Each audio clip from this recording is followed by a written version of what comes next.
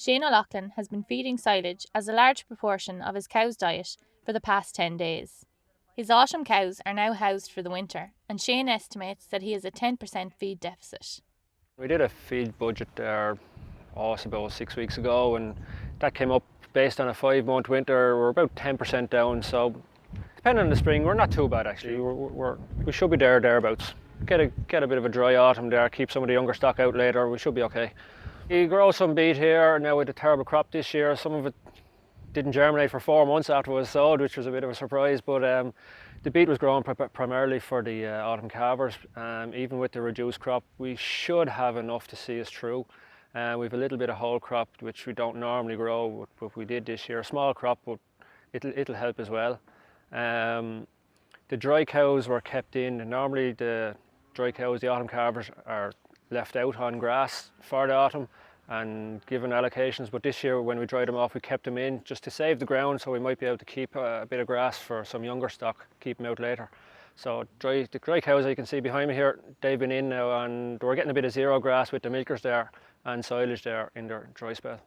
After first cut silage we would keep about 60 acres, and it was designated for zero grazing and for second cut. And you'd be hoping to get maybe 40-45 into the pit for second cut, and we got 5 of it in. So we zero grazed over 50 acres of ground instead of 20. It kept us going, kept the cows going during the summer, but it's left the second cut pit a bit reduced all right now. Shane has been feeding a lot of meal this season. His feed bill has doubled.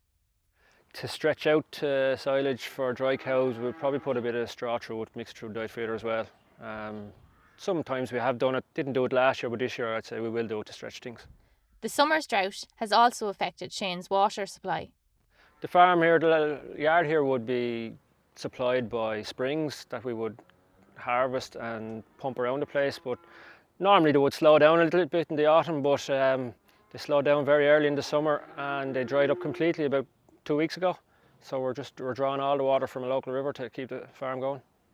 Shane planted Westerwolds after his whole crop silage and has still to bale this crop. When the bit of whole crop was taken off, we went in with Westerwolds. We direct drilled in straight after, and while it took a while to get established because the ground was just so hard and dry, it seems to have done okay, and hope to get a few bales off it now sometime before the end of October, whenever the land holds up and if the weather's right, and they'd bulk up a bit.